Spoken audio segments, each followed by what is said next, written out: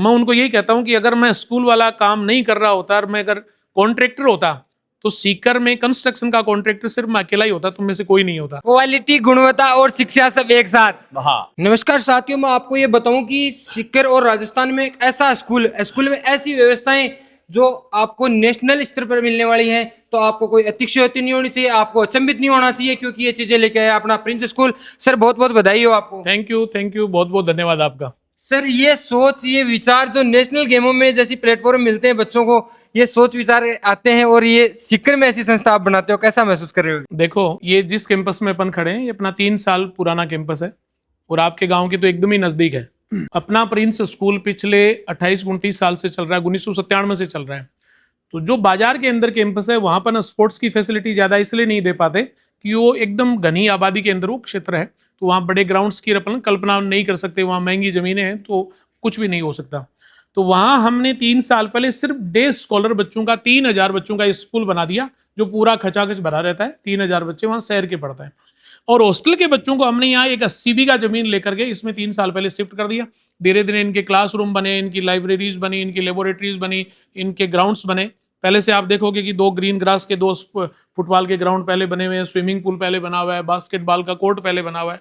लेकिन हमें लगा कि ये बच्चों की संख्या के अनुकूल कुछ चीजें कम है और कुछ गार्जियन आते थे कि साहब हमारा बच्चा राजस्थान बोर्ड में पढ़ता है लेकिन उसको शूटिंग रेंज ज्वाइन करनी है।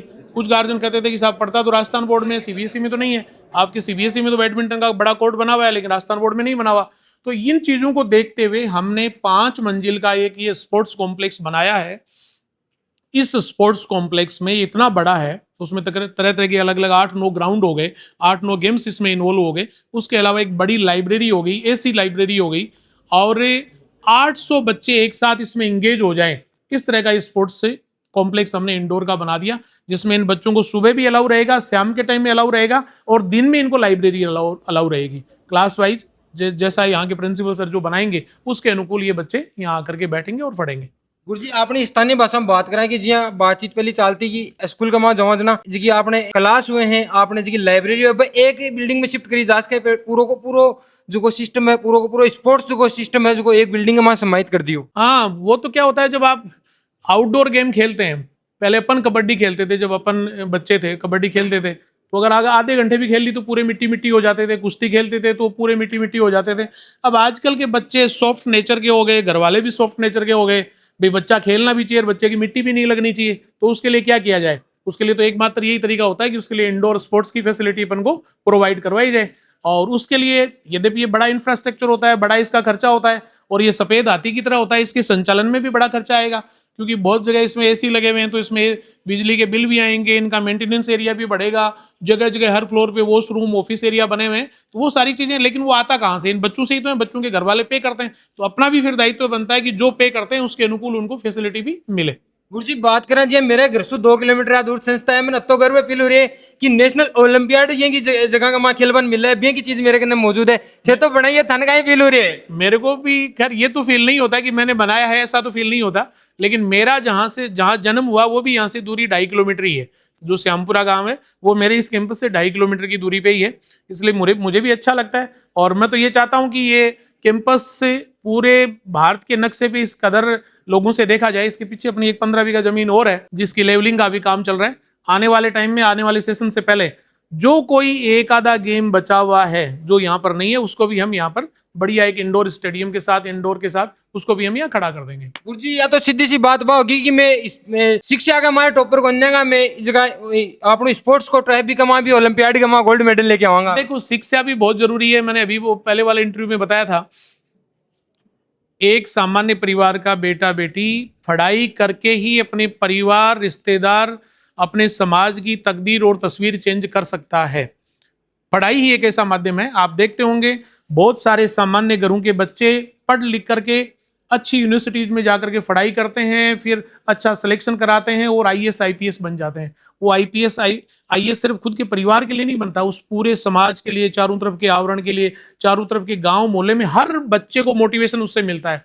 उससे उसे एक का परिवार ही ये नहीं होता कि भाई उसको ही सारी फैसिलिटी मिल गई। तो वही चीजें यहाँ पर लागू होती हैं। हम फर्स्ट प्रायोरिटी हमारी स्टडी है, लेकिन पढ़ाई के साथ में जो बच्चा, एक तो ये होता है कि मैं पढ़ाई के साथ मुझे खेलना भी है ताकि मेरा दिमाग ठीक काम करे। एक बच्चा ऐसा है कि जो पढ़ाई में अच्छा नहीं कर पा रहा, उसके पास सेकंड ऑप्शन फिर गेम्स ही है। अगर आप फिजिकली फिट हैं, फिजिकली शारीरिक स्वास्थ्य आपका अच्छा है, कोई भी आप एक गेम चुन लीजिए। आपने मान लो बैडमिंटन चूज कर लिया, बैडमिंटन पहले आप डिस्ट्रिक्ट खेलेंगे, फिर स्टेट खेलेंगे, फिर नेशनल खेलेंगे। हो सकता है आप पीटी उषा की तरह, साइना नेहवाल की तरह आप आगे चले जाएं, आप अरबपति बन जाएं इस एक गेम के माध्यम से। अगर नहीं बन पाए तो उस खेल में अगर आपने 3 4 5 साल दे दिए और आप उस गेम के माध्यम से आपकी स्टेमिना, आपकी स्ट्रेंथ इतनी बढ़ेगी, उस गेम के माध्यम से आप में पेशेंस इतना बढ़ेगा।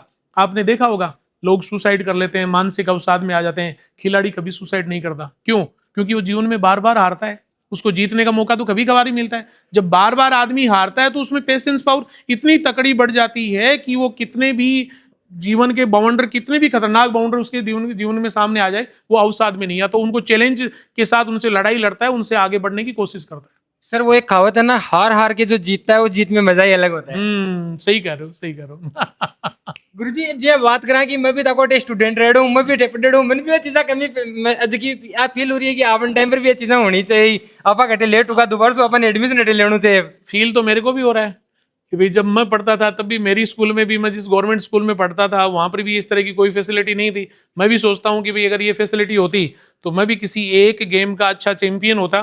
क्योंकि मैंने आज भी, मैं कई बार, मेरे वो कंस्ट्रक्शन वाले ठेकेदार हैं, उनकी वो जब कमियां रहती हैं, वो काम स्लो करते हैं, परफेक्शन के साथ नहीं करते हैं, तो मैं उनको यही कहता हूँ कि अगर मैं स्कूल वाला काम नहीं कर रहा होता और मैं अगर कॉन्ट्रैक्टर होता तो सीकर में कंस्ट्रक्शन का कॉन्ट्रैक्टर सिर्फ मैं अकेला ही होता, तुम में से कोई नहीं होता। एक छात के नीचे गुरुजी बात करा तो शिक्षा, एक छात के नीचे पूरा गेम्स को, एक छात के नीचे जिम, सारी की सारी चीजें क्या मेंटेन कर ले हो। नमस्कार, ये प्रिंस रेजिडेंशियल स्कूल है जिसके अंदर आज इंडोर स्पोर्ट्स कॉम्प्लेक्स का इनॉग्रेशन किया गया है, जो 5 मंजिल का बना हुआ है और आपने प्रत्येक मंजिल में दिखाया है। यहाँ पे बैडमिंटन 3 इंटरनेशनल लेवल के बने हुए हैं, ओलंपिक पैरामीटर के ऊपर बने हुए हैं, उसके बाद में रेसलिंग के कोर्ट हैं, कबड्डी के कोर्ट हैं, और यहाँ देख पा रहे हो आप 21 टारगेट का ये शूटिंग रेंज।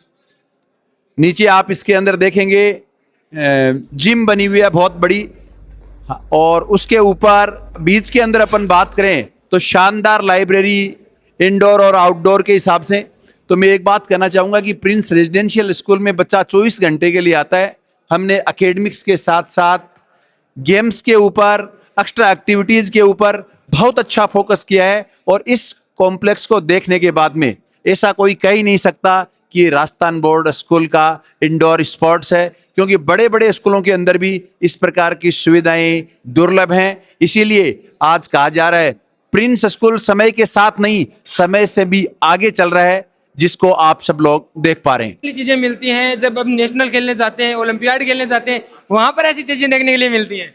देखो, अब आप प्रिंस में है, मैं ये कहना चाहूंगा प्रिंस में है तो यहाँ सारे पैरामीटर के ऊपर खरी उतरी हुई चीजें ही मिलेंगी। इसलिए चाहे ओलंपिक की बात करो, चाहे स्टेट लेवल के गेम की बात करो, चाहे नेशनल लेवल के गेम की बात करो, प्रिंस में सारी सुविधाएं मिलेंगी। क्वालिटी, गुणवत्ता और शिक्षा सब एक साथ। हाँ, एकदम सही कहा आपने। क्वालिटी, गुणवत्ता, शिक्षा, एक्स्ट्रा एक्टिविटीज, गेम्स सब आज के दिन प्रिंस में है। इसीलिए हर जिम्मेदार आदमी के, हर पढ़े लिखे आदमी के, हर एजुकेशन को जानने वाले आदमी की जुबान पर आज प्रिंस स्कूल है।